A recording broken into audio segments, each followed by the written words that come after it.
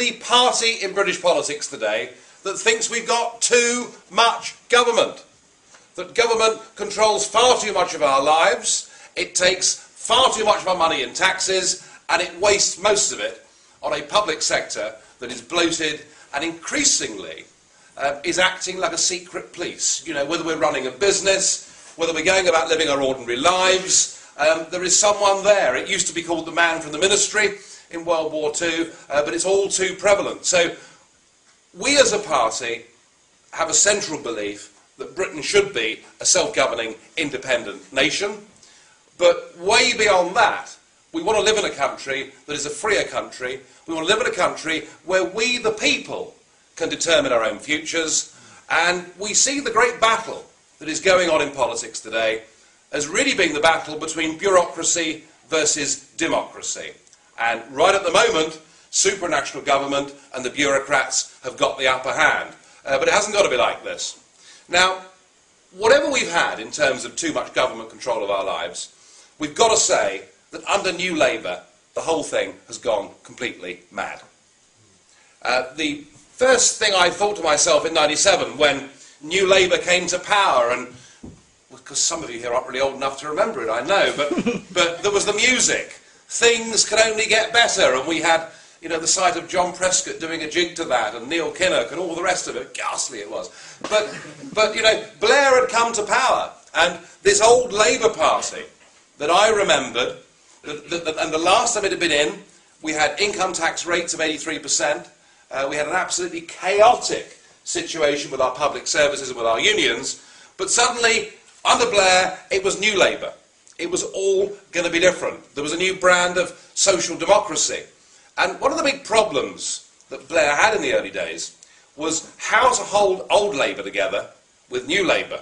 Well, part of the answer, of course, was the great man Prescott himself, who was made Deputy Prime Minister, which was a great sop to the left and to the unions. But it was very clear to me in '97 that there were only really two key policy areas on which old Labour and New Labour really agreed. One was the reform of the House of Lords. That the House of Lords, it was seen to be wrong that we had descendants of the drinking mates of George IV sitting in the House of Lords, sitting in that revising chamber, and Blair thought it much better to get rid of all of those people and to replace it with a list of Labour Party donors. So that was one thing that they all agreed on, and that they did. But the other issue that perhaps is more pertinent and more relevant to your society is that fox hunting was an issue that brought together old Labour and New Labour. And the British Parliament spent, and remember, when I talk about hours and time in the British Parliament, we're not talking about a real Parliament anymore. This is not a Parliament where they sit and debate things all night. I mean, now it's a 9 to 5 Parliament. That's Monday to Thursday. It briefly sits on Friday mornings, and of course it's just finished an 82-day summer recess. So Parliament doesn't sit for that much time anymore compared with the old days. But even within those constraints, we spent over 640 hours of Commons parliamentary time discussing the fox hunting ban. And when you think that we only spent 18 hours discussing whether it was right or wrong to go to war in Iraq, it does say quite a lot, doesn't it, about the priorities of Blair's government. Well, sure enough, we finished up with a ban on fox hunting, and you might argue, well, it's not really been workable, and there are more teenage girls now riding to hounds than there have ever been, and it's become quite fashionable to join the local hunt. But ultimately, the ban is still there. And I would put forward the idea that it is not for government to decide whether you take pleasure in dressing up in red frocks and coats, drinking huge stirrup cups. I mean, I'm all for that bit personally, but you know, whether you want to go and hunt foxes or not should be a moral decision that you make yourself and not a decision of government. But sure enough, it was one of the first things that this Labour government did. The other great libertarian issue, I think, happened in the last couple of years. And again, it sums up the attitude of Blair, but it also sums up the lack of any real opposition on these issues that exists in Britain today. And I'm talking, of course, about the smoking ban. Now, I have to declare a personal interest in this subject. You know, I was a 50-a-day smoker for 27 years, so I like smoking. I've packed it all up, left it all behind me, and since February I've been smoking a pipe. I now classify myself as a non-smoker, which is a lovely self-delusion, but that's my problem and I'll deal with that. But in the 2005 manifesto, Labour said that they would introduce a ban on smoking in public places, but that private members' clubs and fee-paying organisations would be exempted. Well, when it came to pass, they've actually banned smoking in totality. So if you pay your membership fee to the local British Legion club, let's say in Oxford, you now can't smoke there. We can set up a club in London and have group sex, and that's fine. That's quite within the law to do that, but we can't set up a club in London and sit and smoke cigars. And I would have thought just the same as with fox hunting, you know, whether you want to smoke a cigarette or not, or as an ex-smoker like me, a pipe, it is not for government to decide how you should or should not live your life, and to have extended the smoking ban to even cover private members' clubs strikes right at the very heart of a fundamental principle of freedom of association. Now, you know, all of you here, intelligent, bright, libertarian-minded students will know that John Stuart Mill is the man who is often credited with perhaps defining liberty, you know, clearly. And of course, Mill's idea was that liberty is the freedom of you to exercise your own rights and privileges, to do what you want to do, provided that does not impinge upon anybody else. So as far as the smoking ban's concerned, it's perfectly obvious that we should go back to the way pubs used to be organised, where we have a saloon bar that is non-smoking and a public bar for yobbos like me round the back, where we can go and smoke, and then surely both sides of the argument would be happy and one would not impinge upon the other. But they're just two examples of what's happened in our life. But you know, I think where people have really felt the impact of big government is for those people out there who are working as part of the private sector that we joked about earlier. You know, we've still got something like 3.5 million self-employed businessmen and women in this country.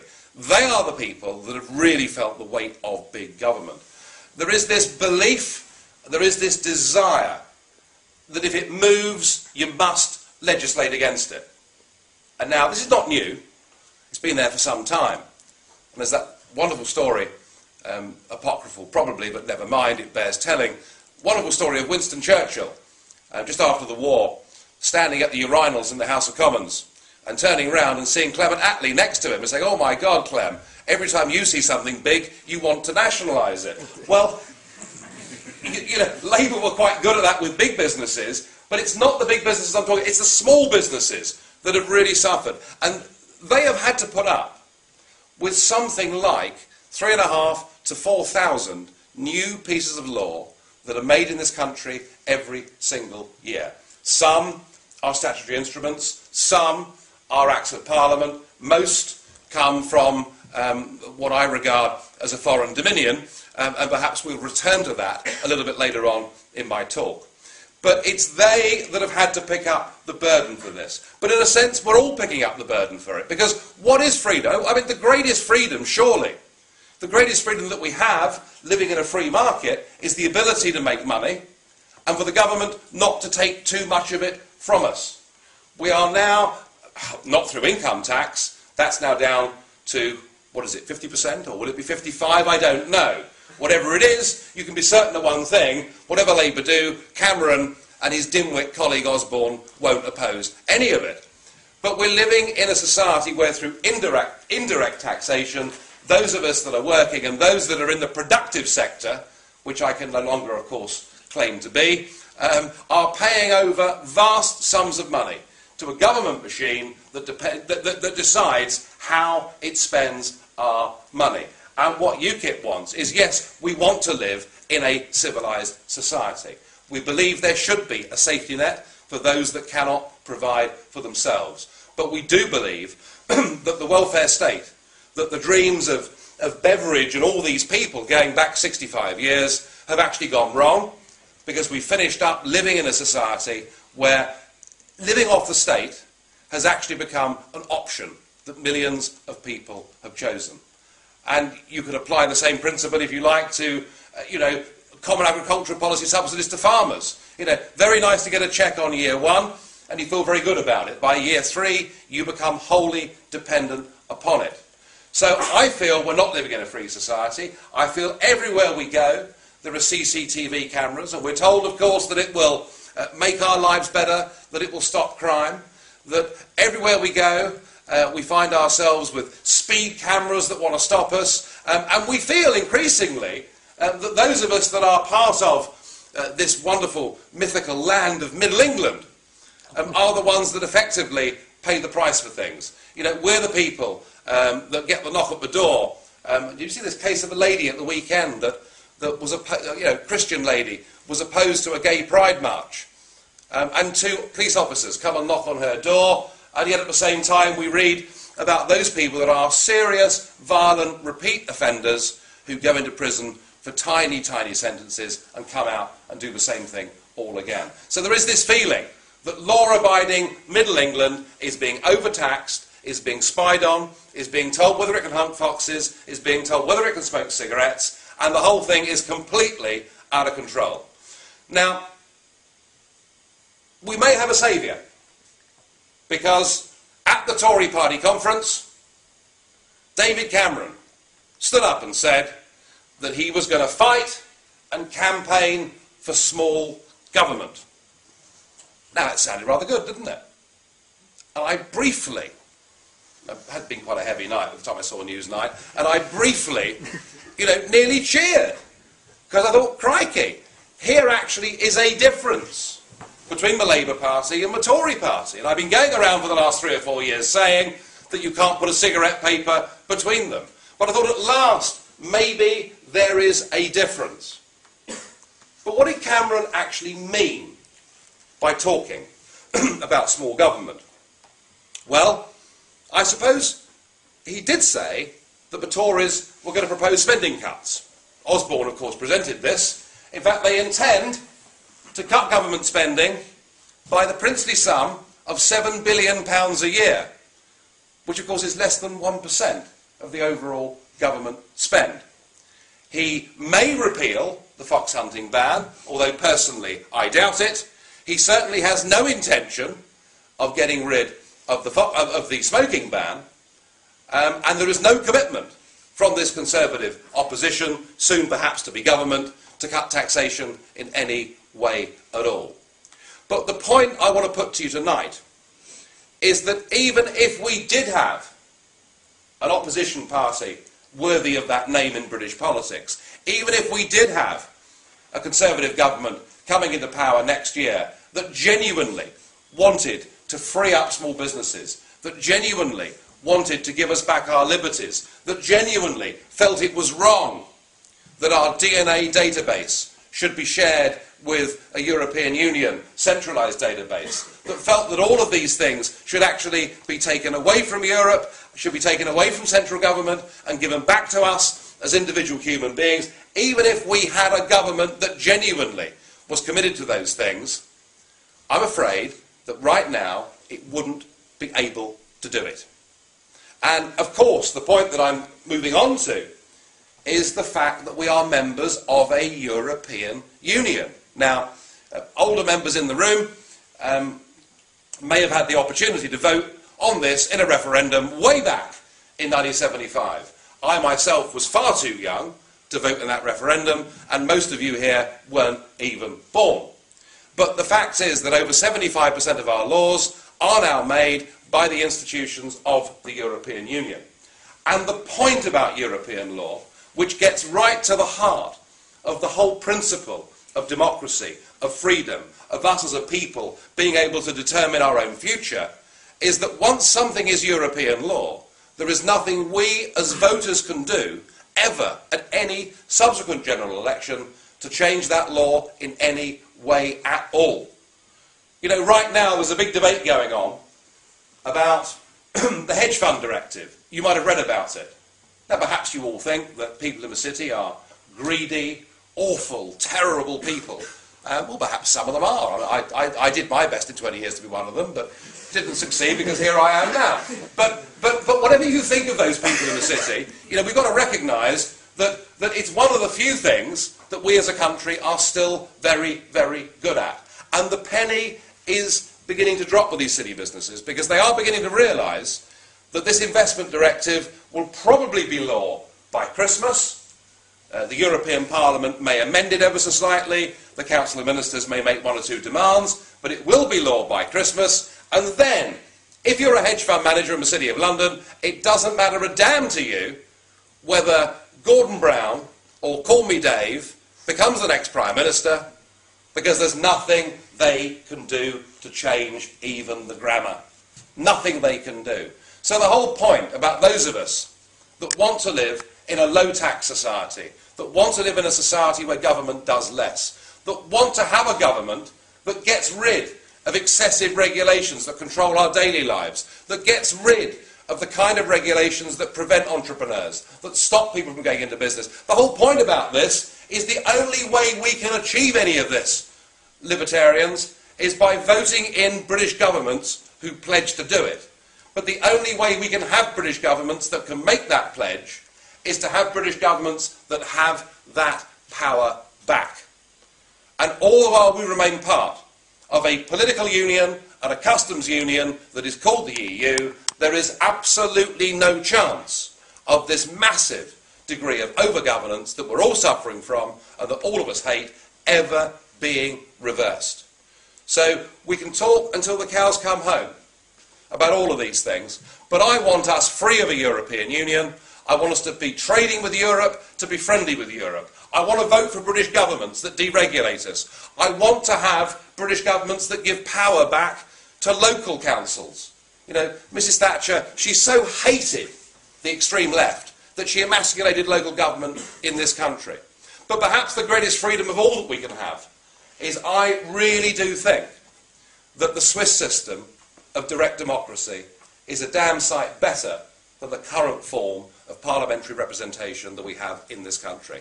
And one of the things that we're going to push at the next general election is the idea that we should have direct democracy in this country. That if enough people sign a proper petition demanding a referendum on a key issue, they should be able to have it. And I would put it to you that that would be, in democratic terms, the ultimate freedom. You know, we've got a first-past-the-post system that has given us a set of political parties sitting in Westminster that are now virtually indistinguishable from each other. I've been talking about this cigarette paper that you can't put between Cameron and Brown and who's the Lib Dem chap? He's so boring, I've forgotten him. Clegg. You can't put a cigarette paper between them, and I've been using this as a form of insult over the last few years and blown me down if Cameron doesn't write in the Observer the other week as a boast. You can't put a cigarette paper between us and the Lib Dems. We finished up with politics in Britain that is dead. And it is dead. We've got a parliament that doesn't legislate. We've got increasingly people that don't go out and vote, and we've got a state, both at local, at national and at European level, that is controlling every aspect of our lives, is taking away from us our ancient freedoms and rights, replacing it with a human rights culture, which frankly I value as meaningless. And post the Lisbon Treaty, all of these great issues of freedom, all of the great issues of morality, no longer will those things be decided here in this country by our courts, but they'll be decided by a political court based in Luxembourg. So I'm with you, all of you in this room that want less government, that believe in liberty, that believe in freedom of choice. I'm with every single one of you. I want those things too, but until we cut the Gordian knot of European Union membership, none of it will actually be possible. Thank you very much.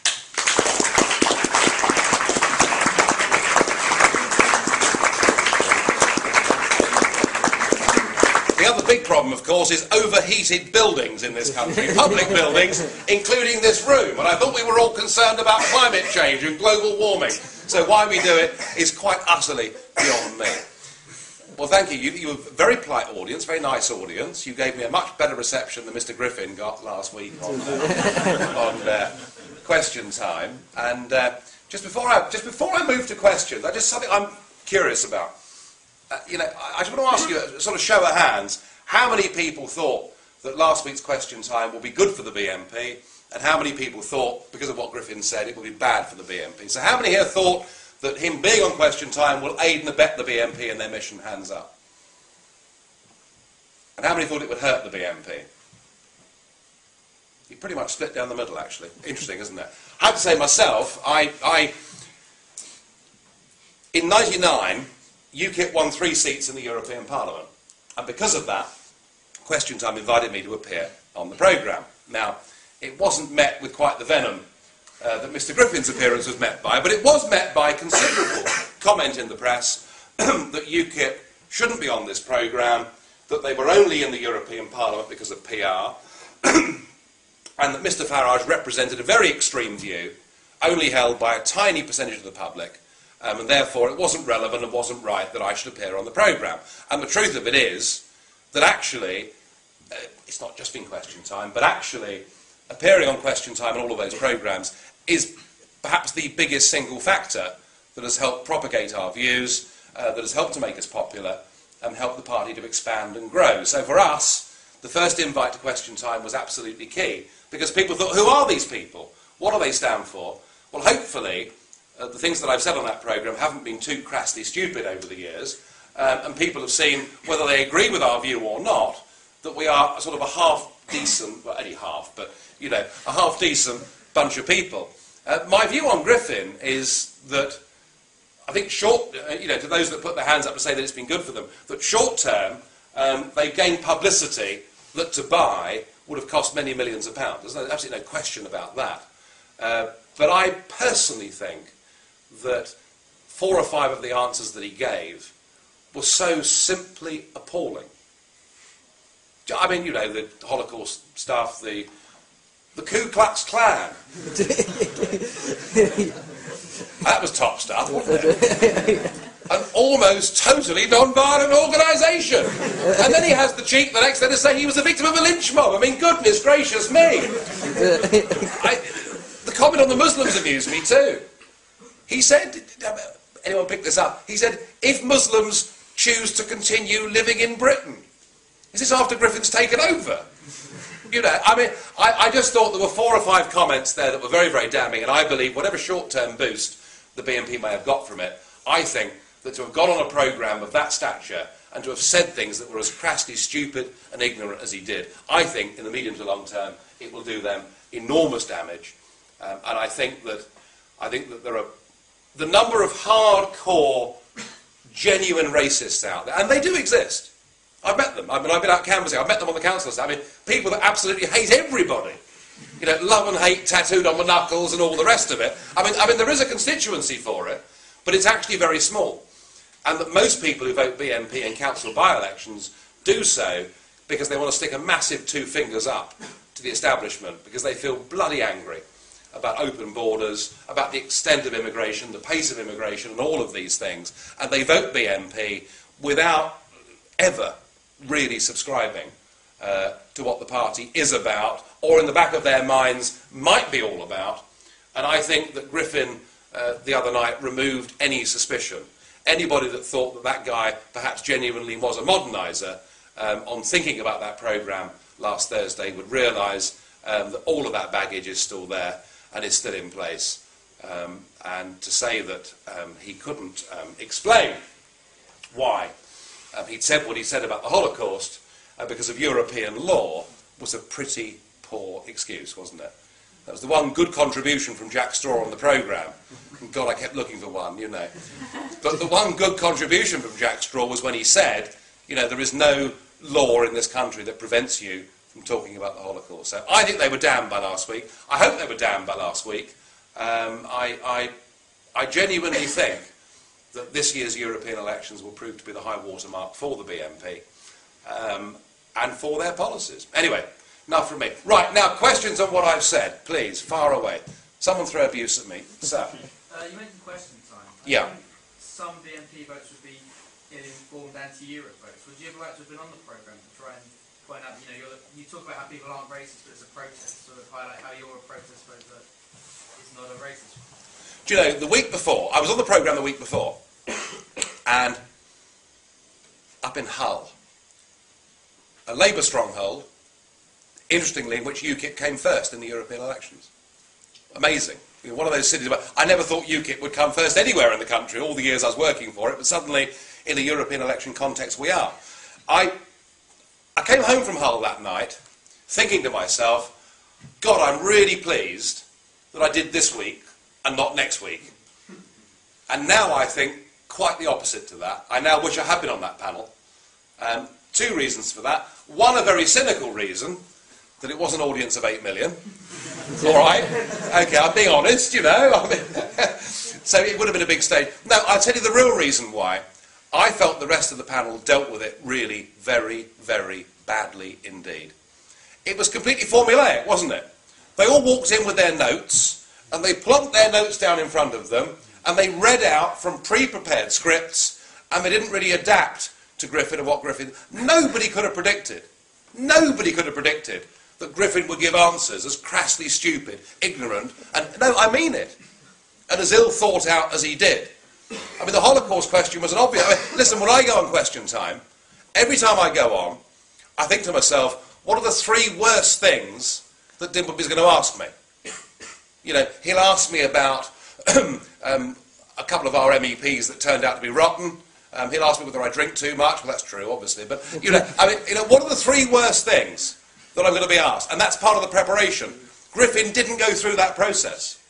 But the others were so formulaic, they were unable to respond, they didn't move from their scripts. I thought Jack Straw, I mean, frankly, his performance was absolutely pathetic. And the best contribution of the evening actually came from a black guy in the audience who said the only reason Griffin's on this panel is because of total failure of Labour's immigration policy since 1997, and he, to me, was the star of Question Time on that evening, because he got it completely spot on. So I now wish that I had been on that programme, and I had been able to say that we as a party, yes, we're patriotic, but with a small p, not with a capital P. We're nationalist, but with a small n, not with a big N. We believe in proper immigration controls, and we don't think that the population moving to 70 million by 2020 will be a good thing for this country in any sense at all, but we do so absolutely from a non-racist, non-sectarian perspective. It's what we've always been. They've tried to brand us in the past as being something different, but yes, sir, my answer is, I wish I'd been on that programme with him. I would like to think I'd have been a bit fleeter of foot than some of the rest of the panel. What do you think? No comment. Okay, fair dues. Yes, sir. How optimistic are you about your chances in the general election against the Speaker, and how's the campaign going in general? Okay, the Speaker, the great Mr. Bercow, the man that had planned since 2001 to become Speaker of the House of Commons, and of course, by definition, anybody that really covets a job in public life is the wrong person in the first place. And that's why this great tradition, of course, of the Speaker being dragged from the chamber reluctantly to the chair. This man had plotted it all along from 2001. My view is, without being too personal about it, but my view is that Bercow represents all that is worst in politics today. That's very personal, I suppose. But most peculiar chap, you know. I mean, doesn't come from any sort of great privileged background, and now sort of walks around speaking as if he's John Gielgud. It's quite extraordinary to listen to him. It really is. I think Bercow is a political fraud in every sense. He planned to be the Speaker.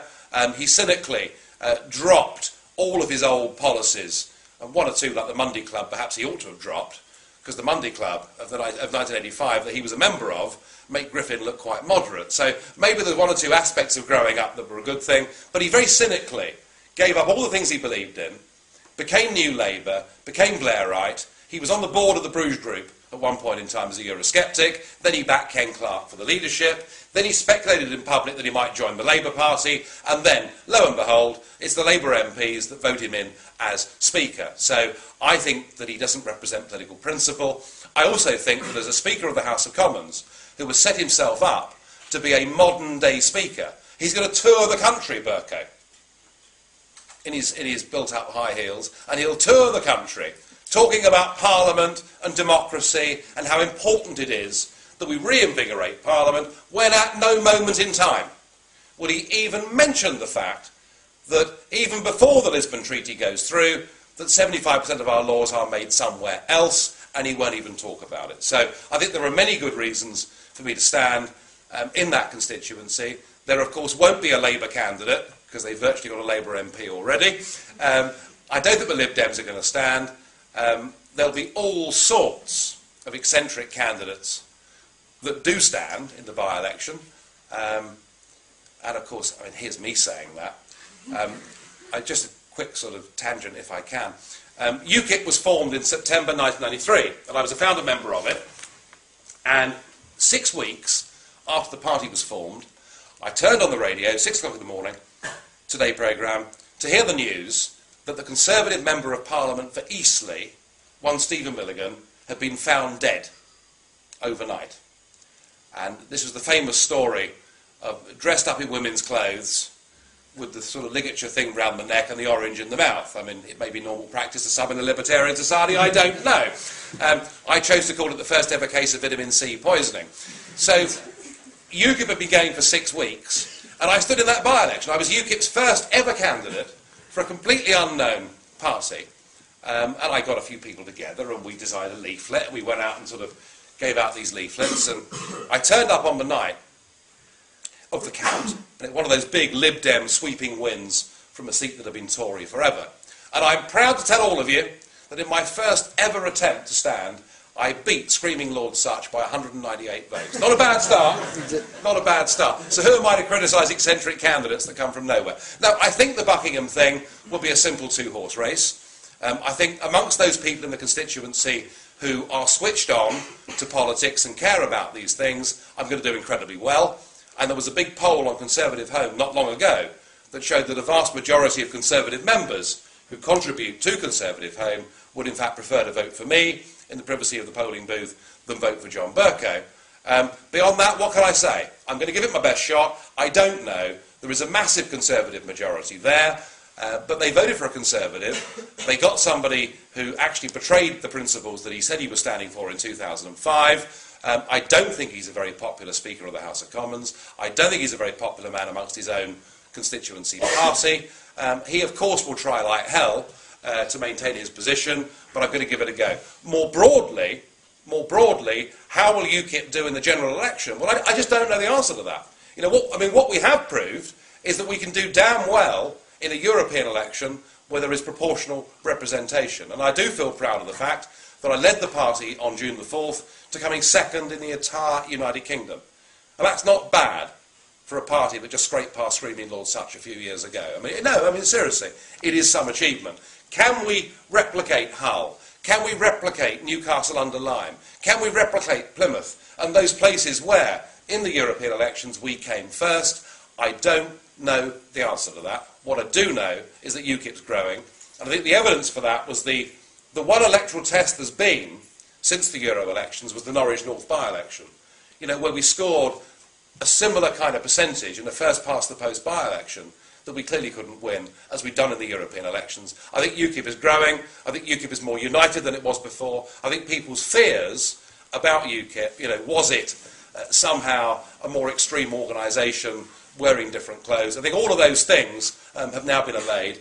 And I think the politics of independence from Brussels, the politics of direct democracy, the politics of less government, the politics of more freedom of the individual will manifest themselves over the next few years. Whether that's through UKIP or some successor organisation, I don't know. But I do feel confident that, at least in terms of public opinion, the tide has turned. Okay. So. Nigel, the subject for this evening was the growth of the state and how to shrink it back. And I recently joined UKIP for two fundamental reasons. Number one is being against big government because of the fundamental reason as to how it shrinks our freedoms. But the other practical reason why I joined is very simply the enormous and horrendous cost of big government both in this country, and you referred to taxes against small business, and the cost of EU big government. Now, in your talk, you've spoken about the first aspect and my first concern, but I don't think you've really addressed the second concern, i.e. the cost. And this is perhaps more of a comment as opposed to a question. And the comment or question, if you like, is inasmuch as many people vote with their pocketbooks, as it were, do you not think it would be a better policy for UKIP to focus at least as much on the cost, the real cost of big government, both big government in this country and the EU, so as to appeal to those who may not be of a mind of the libertarian society and who tend to think more in terms of their pocketbook? Yeah, look, I mean, politics operates on different levels, doesn't it? I mean, the kind of debate we're having here tonight is not the kind of debate that we have with the general public, because the general public is not as switched in or as intelligent or as good looking as the audience that we have this evening. But in terms of cost, we've tried for years in UKIP to talk about the cost of European Union membership. The cost of the membership fee, the cost of the regulations, the opportunity cost of not being able to have our own free trade arrangements with parts of the world that we choose to do so. And we've tried all of those things, and we might win some of those arguments in a debating arena like this. We might lose some as well, but we might win some. What none of that does is to resonate with the general public. So what we tried this year in the European elections was something different. We tried to quantify the cost, and I was a big advocate of this, and we test marketed it. We did opinion polling on it. We even did some focus groups. No, I'm not Dave Cameron, please, but we did some focus groups on this. And we found out that the trouble with talking about costs was, firstly, nobody understands what a billion is, or 10 billion, or a trillion. It just doesn't register with ordinary folk. So the first problem you've got is to speak in a language they understand. And the second problem you've got is to use figures that are actually credible and believable. Because in an electoral war, you know, both sides chuck about figures, spurious figures, and claim and counterclaim, and the public finish up not believing any of it. So what we did this year, very simple, but I think highly effective. I know highly effective. One of our three main themes for the European election was, this is costing you £40 million a day. Right? And we used it in national newspaper adverts. We used it on 25 million leaflets to go into every house. And we used it on big billboards, including Oxford. You know, the EU is costing you £40 million a day, vote UKIP. So effective was it that I now get people, cab drivers, people on trains, who come up to me and tell me, do you realise this is costing us £40 million a day? so there you are. It's about simplicity, it's about credibility, it's about believability, and it's about repeatability. So we got that right. The £40 million a day we got right. Now, just to bring you all up to date, it was £40 million a day in the run-up to the European elections. It's gone up. It's now £45 million a day. And last Thursday, as I sat in the European Parliament in Brussels, they voted for a new resolution which is yet to be ratified by the European Council and is reported in today's Daily Telegraph. But they've now voted that from next year, Britain's contribution must go up to £50 million a day. Now, you know, economists amongst you will say, well, this is small beer. This is only 1.2% of our total, you know, gross government spending per annum. But hey, it's a figure that sticks in people's minds, and it's a figure in a time of crisis that resonates. So that's one of the problems, sir, that politics operates on a variety of different levels.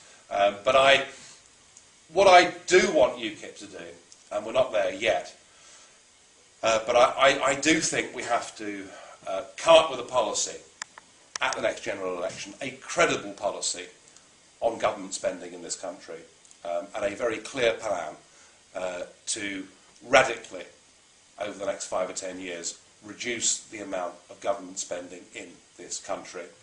But we can't do so with immediacy, or we do face the risk of what Japan went through back in the 1990s, You know, Japan got herself in a mess. She slashed government spending. Demand in the economy went down. She was stuck in a cycle of deflation and was stuck there for 10 years. So I think we have to come up with a policy for the general election that says big cuts in government spending, allied to the policy that Mervyn King is using at the moment, the quantitative easing policy. It's called printing money. It's not actually printing money, but it's providing liquidity in the markets. Now, the critics of that say that it might lead to inflation. But I think the short-term fear of debt deflation is very much more serious than the fear of any inflation to come in the future. The second thing the critics of Mervyn King's policy say is that it's making the pound weak. Well, thank God for that. And I'm not saying that just because I'm paid in euros, though I am. I'm saying that because, as an exporter, that's a very good thing. And it's very interesting. I'm going off subject here, but I'm enjoying myself, so I'm going to continue. But it's if you go back to the last, major economic credit disaster of 1929 to 31 and onwards, interesting that when Britain crashed out of the gold standard in 31, it was generally accepted that Britain was in such a desperate state that she was now finished, and not just her economy was finished, but probably her democracy was finished as well, and that Mosley or whoever else would sweep the board. And actually, because we were the first out, and because we were able to devalue, 5 years later, it was the other European countries, or within 5 years, it was the other European countries that were totally busted, and they not only had lost their economies, they'd lost their democracies to fascism as well. So I am hoping, as far as Britain's concerned, that not joining the euro, that having had this 25% devaluation in our currency, having a Bank of England that now appears to have reasserted itself over the government.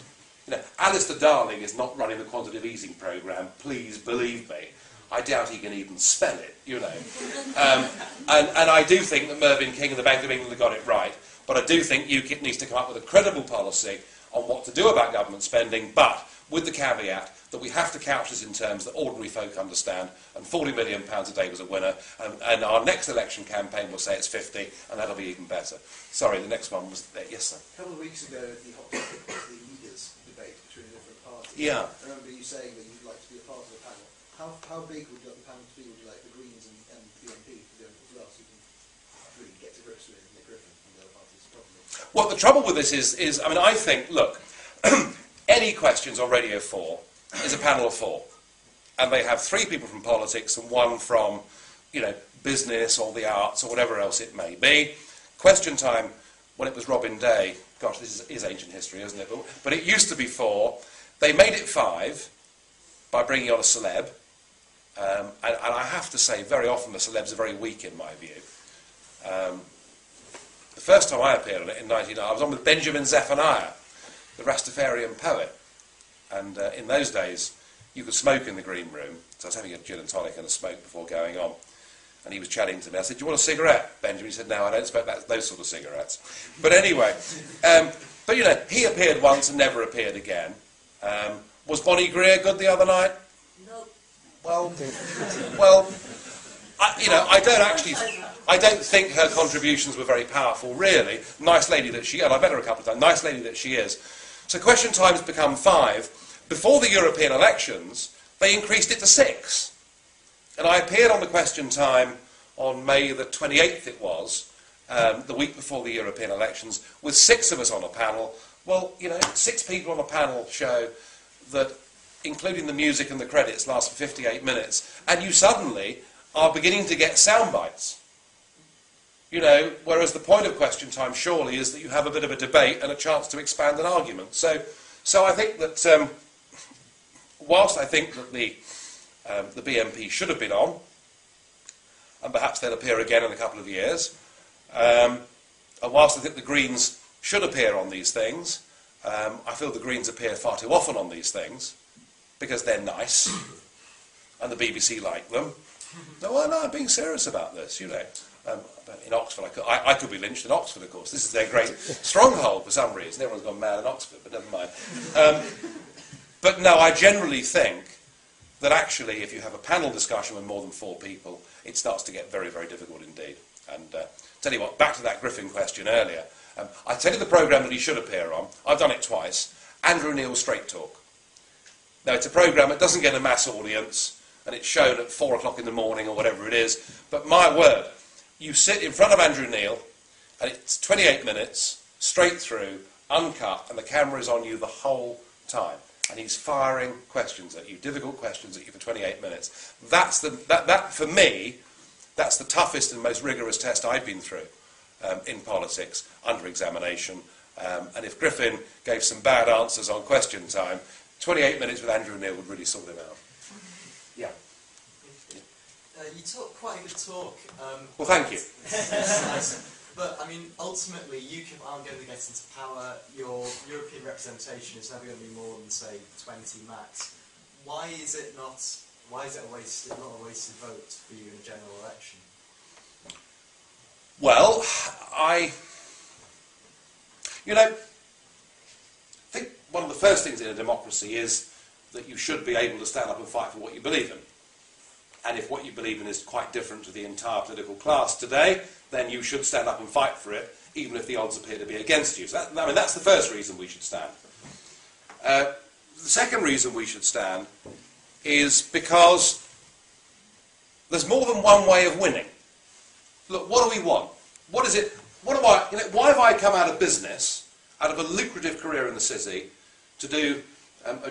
Was it Alan Duncan described it as being sort of menial pay? Well, it's not menial pay to most people out there, but certainly to me it's menial pay compared to what it was before. It was rations. Yeah, rations, wasn't it? That's right. Well, he was an oil trader. He had even far more. He had far more than I did. So, why have I done it? I've done it because I believe in this. I really, really believe in this. I want my 4 children to be able to grow up in a country that they can call their own. I believe that our future is a global future in terms of economics and in terms of relationships, and not just a European future. But there's more than one way of winning. We've got 3 ways. There are 3 ways of us winning our independence. One is that we form a UKIP government. That may appear to be unlikely to you, and I would accept that on May the 6th next year, I don't see there being 331 UKIP MPs. I mean, you never know, but I don't see it, and I would concede that to you here, and as I would anywhere else. But that's one way of winning. The second way of winning is because our arguments are winning with the general public, and no one could deny that. When I first got involved in this was real minority sport stuff.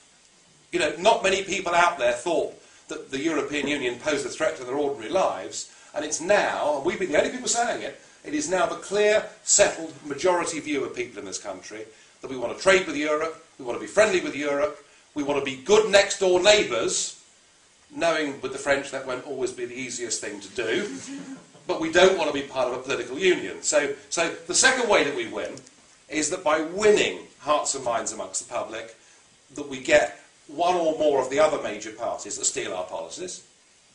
And this happens. I mean, the One Nation party in Australia, Pauline Hanson, the fish and chip shop owner from Adelaide. She formed a party in 1990. She won 10% of the national vote. John Howard took over effectively the Conservative Party in Australia, stole every single policy from her. She disappeared, but she'd won, didn't she? Because we had 4 terms of John Howard with those policies. And the third way that we can win is because of the pressure and because of the threat that we pose to both parties in the marginal constituencies, that they throw their hands up in horror and they give us, the British people, a free and fair referendum on this issue in which we vote, I hope, to do the right thing. So there's more than one way to skin a cat, there's more than one way to win, and somebody has got to be out there fighting and making these arguments. And look, you can say it's a wasted vote, you can say it's impossible, but believe you me, when I was having a drink with Lord Such, having soundly thrashed him by 198 votes in the Eastleigh by-election, nobody then would have thought that UKIP would have gone on in a European election to being the second biggest party in the country. So we've come a long way. Politics is changing, and it's changing very, very fast indeed. Trust in the established parties is breaking down. We could finish up next May with a hung parliament. So would you consider it a success if you got the Tories to adopt a strongly Eurosceptic policy? I would consider it a success the morning that I wake up knowing that we have freed ourselves from political union and we are once again a free, independent, self-governing nation. How we get there doesn't bother me. You know, I'm not tied, you know, UKIP isn't sort of stamped through the top of my head, even though I've given the best part of my adult life towards it. The reason that I give UKIP what I give it is because it's the only effective vehicle that I've got to push and fight for the things that I believe in. If UKIP didn't exist in 5 years' time, I wouldn't be heartbroken. What I want to do is win, and it's the issues that matter. Yeah. All right? What's the UKIP policy on drugs? Is it You've really got me now. Is it important to UKIP and electorally? Do you think it's important to the country more generally?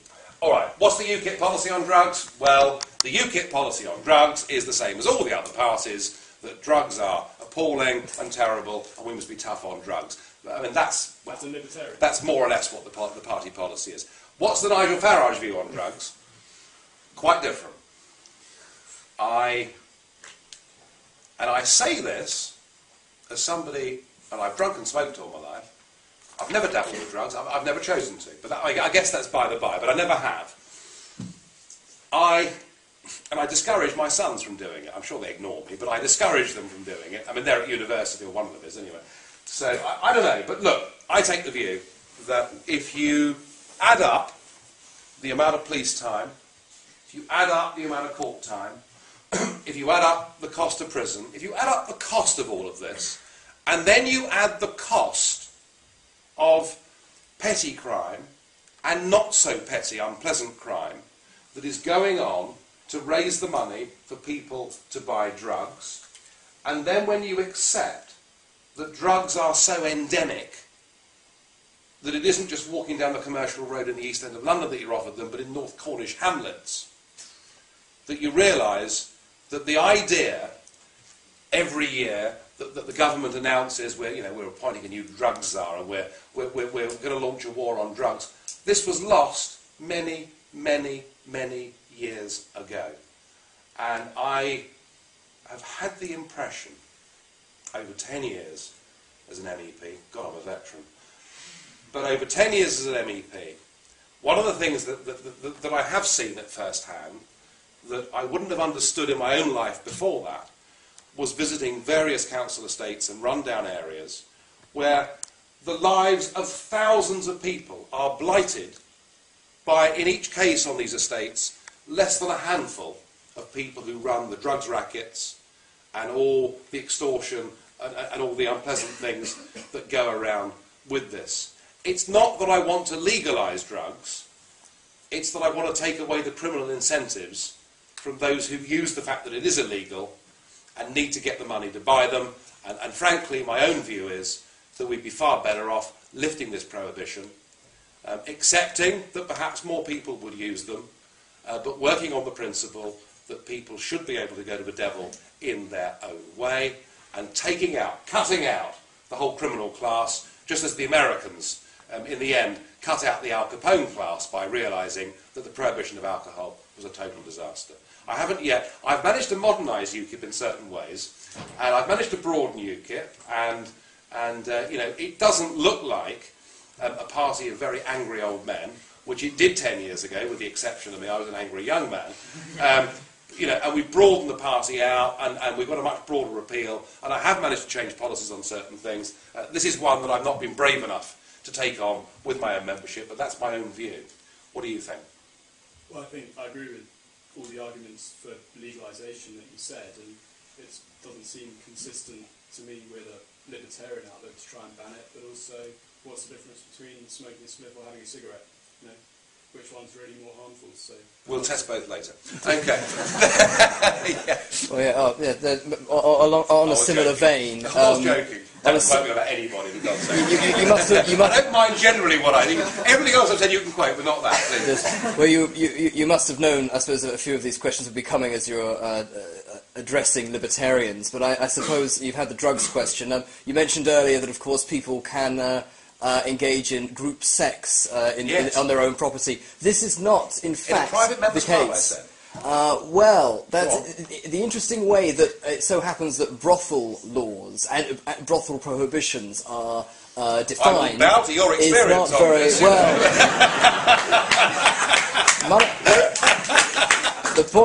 well. The point is that money does not have to exchange hands between participants for it still to be classified under, I think, a disorderly house criminal definition. Would you support the ability of people in the privacy of their own venues and homes to be able to engage in whatever sexual activities they desire? Oh, Lord. Adult. No, I hadn't expected that one. I think you may be wrong, actually, because I don't think the disorderly house rule would apply to a fee-paying private members' club. I see.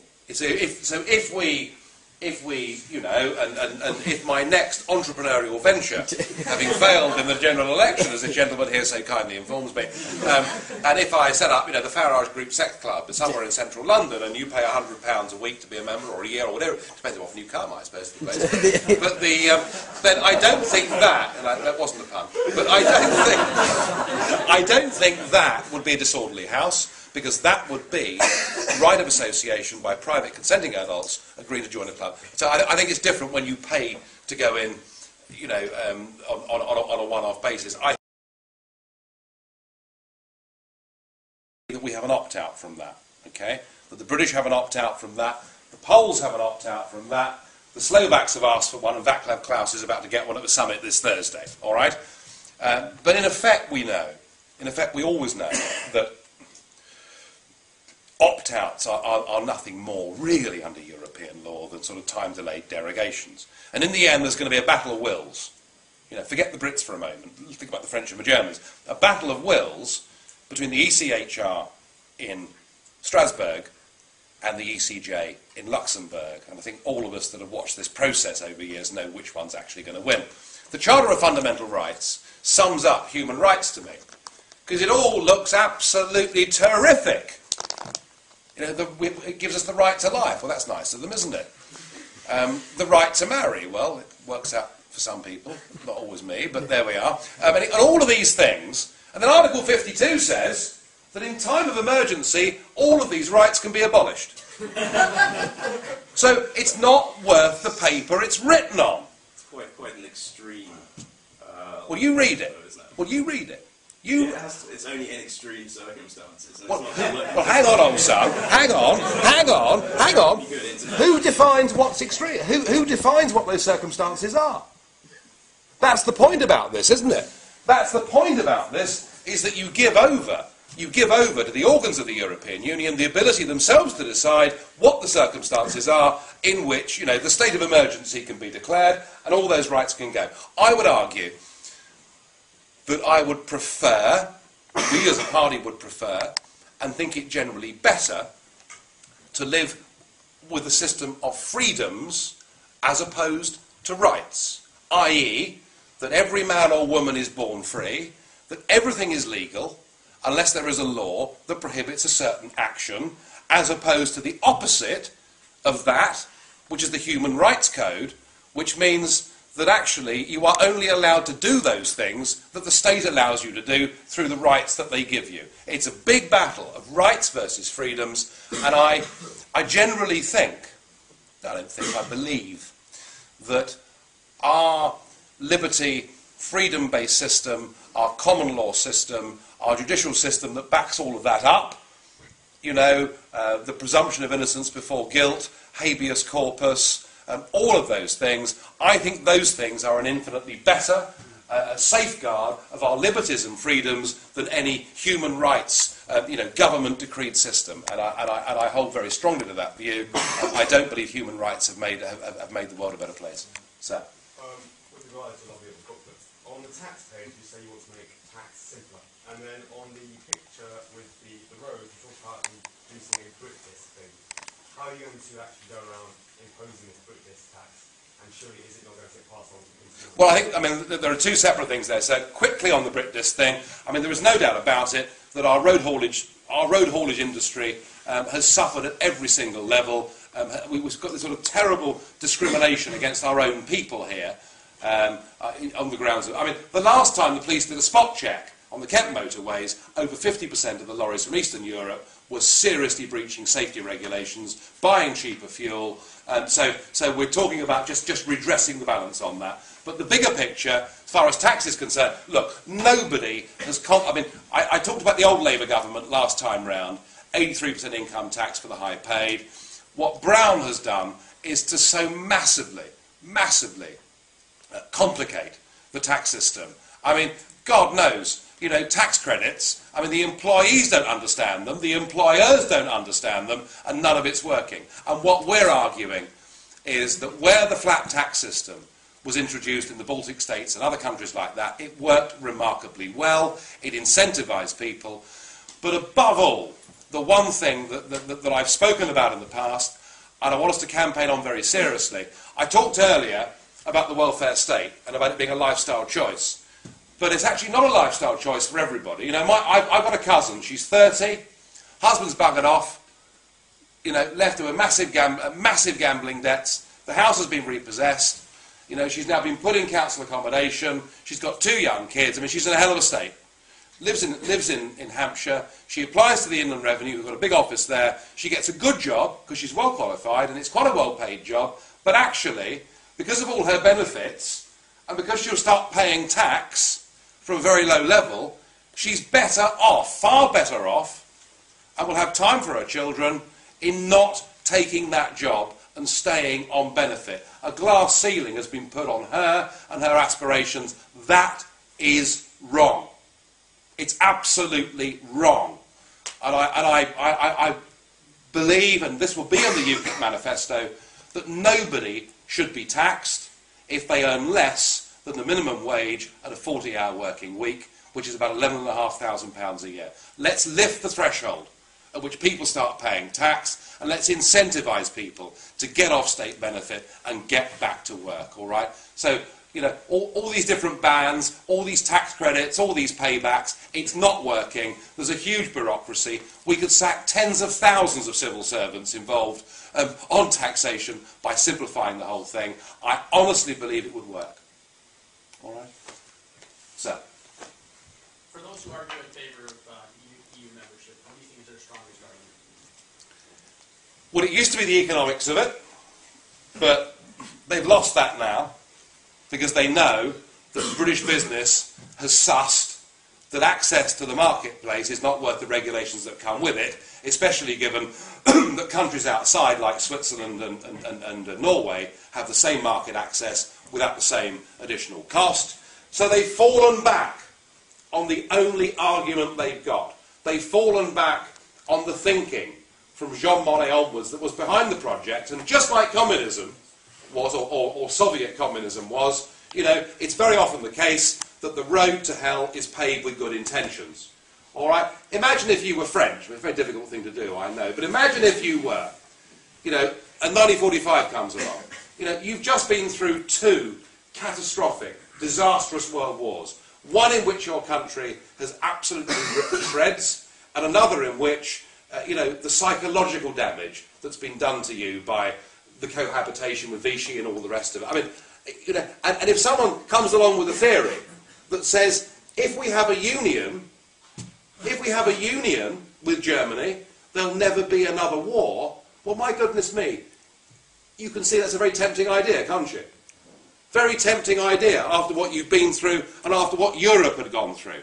So that was the original thinking behind it, and now, in any debate on EU membership, they will always fall back on, well, of course, we need the EU because it guarantees the peace. All right? Now, my answer to that is this, that if, without the consent of the peoples, you take away from them their democracy, their identity, their ability to determine their own futures, that if you do that to them, far from creating peace, you are far more likely to stir up all sorts of civil disorders and potential problems for the future. And the best example I can give you of that is the thinking that happened post-Versailles with the Treaty of Paris in 1920, when the great and the good said, look, we can't have all these ridiculous little Balkan countries with their own tin pot princes and their own parliaments and their own currencies, and this is absolutely hopeless. We can't have them going around shooting each other, causing world wars. We've got a solution for the Balkans. We're going to call it Yugoslavia. and we're going to give them one currency, and one government, and one flag, and one anthem, and one army, and once we've done that, there'll never be war again in the Balkans. Well, they might have held it together under communism and Tito, but once it had gone, and once he'd gone, we've seen things like the Srebrenica massacre.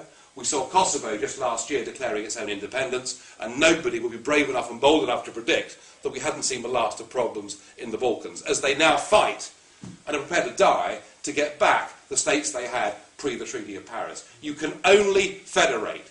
You can only do these things with the full-hearted consent of the peoples involved, and in this European project, that has been absent from the very beginning. They've never told us the truth about any of this, and even when people in referendums have the temerity to vote no, they're told they've got it wrong, and they're asked to vote again. Not a recipe, sir, I would suggest, for peace and harmony long term.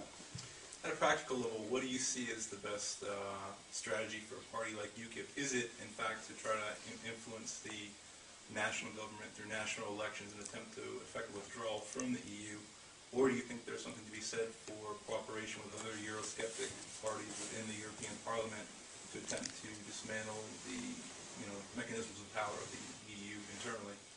I cooperate with the other Eurosceptic group, the other reasonable Eurosceptic groups. And the second part to that question, which sort of parties, anti-immigration, regional autonomy, green, whatever parties do you see that UKIP having most in common with?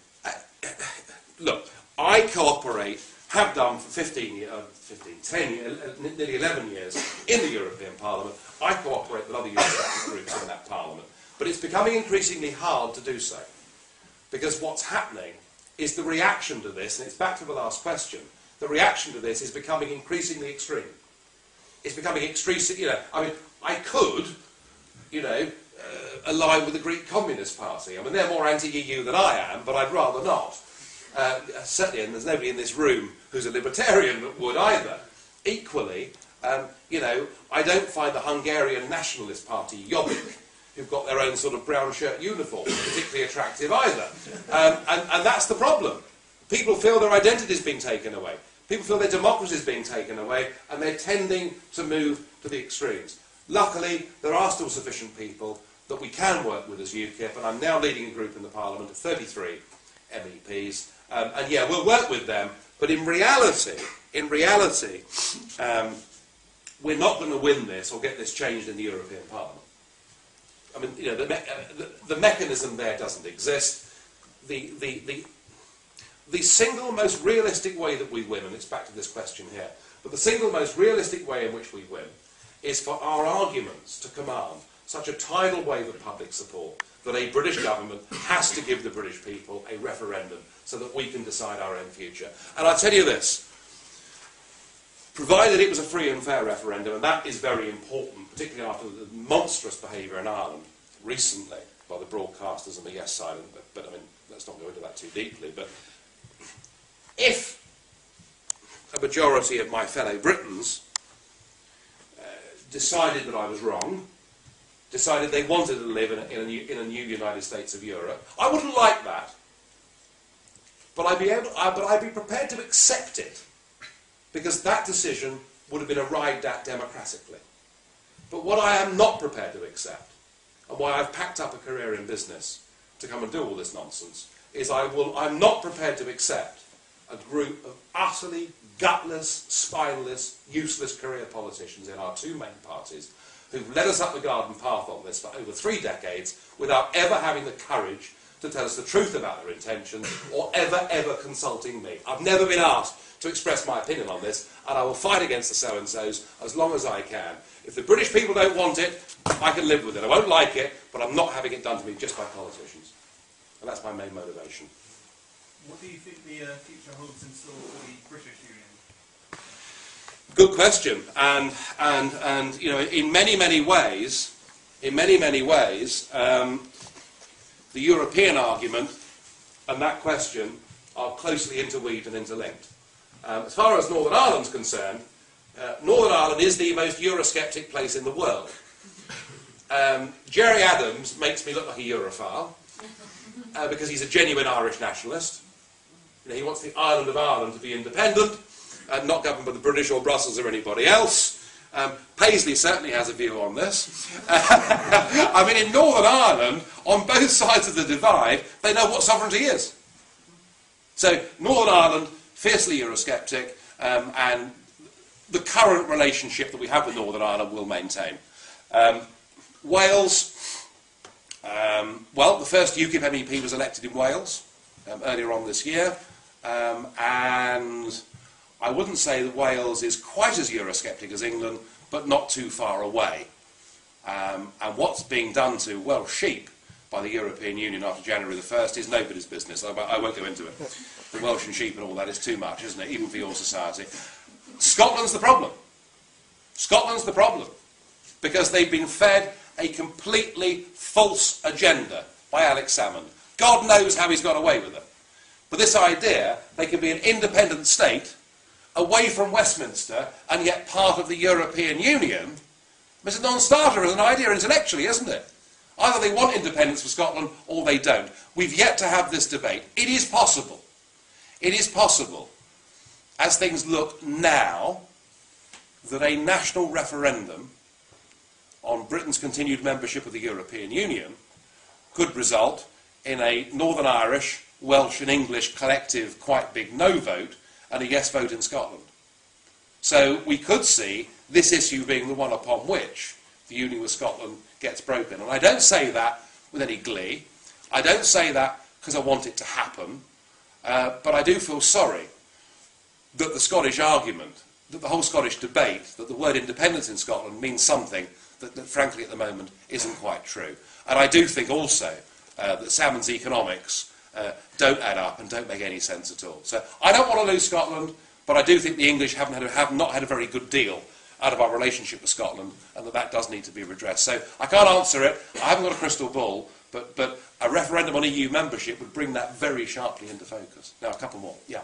During the run to the last European election, did UKIP make a silent decision not to compete directly with the BNP? No. No, not at all. In fact, what we did in that European election was we campaigned on three things. We campaigned, number one, on the 40 million quid a day, which I talked about earlier, which was highly effective. We campaigned, number two, on the need for a referendum on this issue.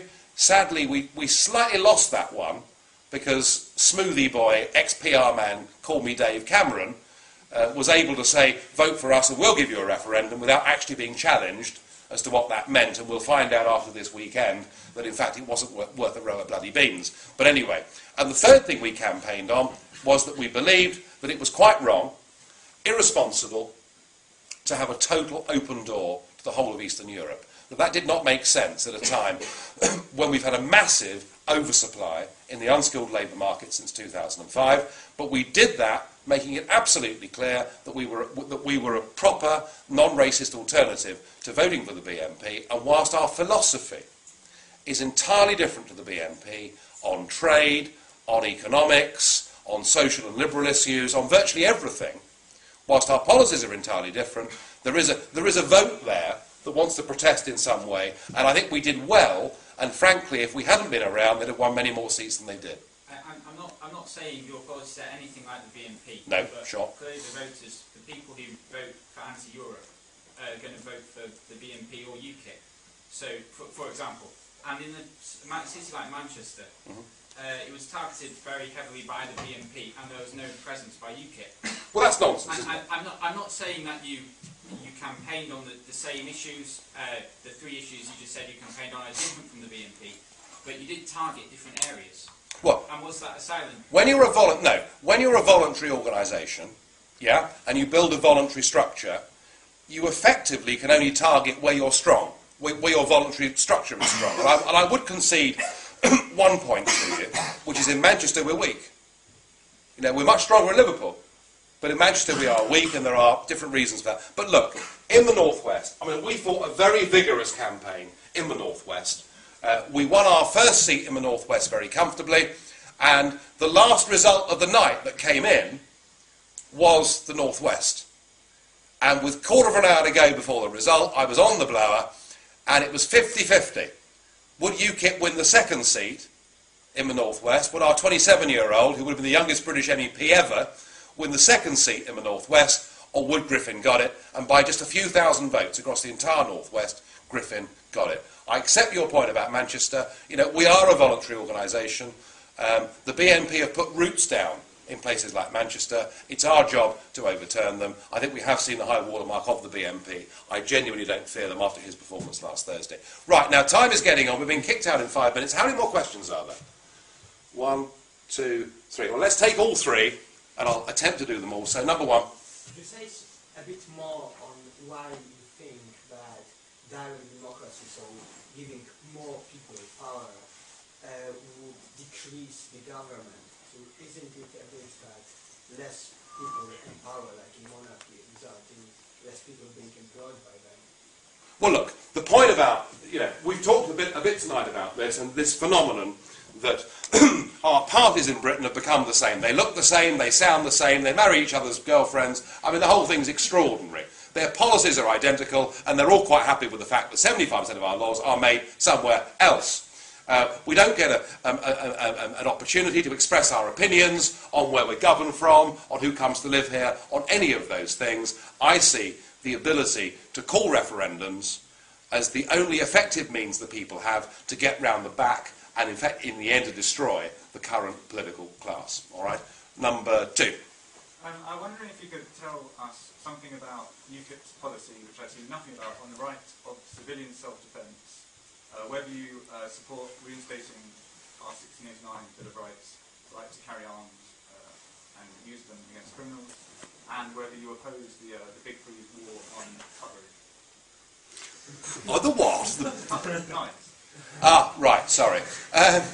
Yeah, well, I have to say that I'm somebody that regularly travels carrying 8-inch sharp knives. This is because I'm a fisherman, and they're in, I'm sure if the police stop me, I'll probably be in some terrible trouble for it. Look, the balance between what is right and sensible to defend your own property, indeed, the balance that is right for a teacher to maintain rule in a classroom, and a very interesting case on this in the last few days. I mean, the whole thing's gone loopy, hasn't it? Would I advocate the right for us to walk around carrying guns? Not sure I would, because I think in America, the fact people do carry more guns means there are more deaths from guns. It's just as simple as that. But would I beef up and give people the right to defend their own properties against intruders? Yes, I would. The biggest problem we had with this was Tony Martin. You know, the Tony Martin case 2001 was the celebrated case, but of course it turned out that he was a bit of a nutcase. Well, no, he was. I mean, he was sleeping up with a shotgun. He was waiting for them. He couldn't wait to blow someone away. So Martin was a very bad example of it. Haig briefly backed him. And then thought, oh my goodness me, what have I done? And it was a bit of a mistake. We all make mistakes. So, look, the balance of the law is wrong. We should be able to defend ourselves. We should much more vigorously be able to defend our property. But would I advocate the right to carry arms openly in public? I don't think I would. I think it would lead to more deaths than we've got. Last question. We've got 2 minutes left. Okay. You said that we have a massive oversupply of unskilled labour. We have had, yeah. Wouldn't it be far better to let the market decide that mistake? Yes, the market does decide it. What it does is 2 things. Firstly, it forces virtually everybody down to minimum wage. It also, of course, encourages a black market where people get paid less than that in cash, and that's been happening wholesale across this country. Think of the cockle pickers that died on Morecambe Sands as a classic example of that. But what it also does is it means that whilst the employer may have reduced costs, and we have to accept, you know, that wage inflation over the last 5 years would have been worse than it had been if we hadn't had the oversupply. I mean, I fully accept the economics of that. Weigh against that the cost of hundreds of thousands of people going onto the unemployment register that didn't necessarily need to go onto those registers, and you'll see that Britain's had a very bad deal out of it. Listen, I'm perfectly happy to have a proper work permit system for people from Poland. I'm perfectly happy to issue 6-month work permits or 1-year work permits or whatever it may be. What I'm not happy with is the open door and the oversupply of unskilled labour leading to unemployment. That doesn't make any sense. And what I'm not happy with is that after 12 months of working here, that people have the automatic rights of settlement. You know, I had afternoon tea today with the son of a Ugandan Asian, and they've probably been the most successful migrant wave to Britain in the whole entire history of these islands. I mean, they've produced more millionaires, more entrepreneurs, phenomenal. But you know, when the Ugandan Asians came, in total there were 27,000 of them. When we opened the door to Eastern Europe, we had something like 1 million in the first 3.5 years. It is about numbers, it is about being sensible, it is about recognising that we simply haven't got the infrastructure to cope with these vast numbers of people, and that at a time of rapidly rising unemployment, we need to be sensible about this. Of course we don't want to stop people coming here who've got skills. That wouldn't make any sense at all. But an oversupply in the unskilled labour market as a result of our EU membership has not been a good thing for very many people, and has fuelled the very resentment that has given Griffin a toehold in the Northwest and on Question Time last week. We've run out of time. We're going to be kicked out of here in 2 minutes' time. Listen, can I say thank you very much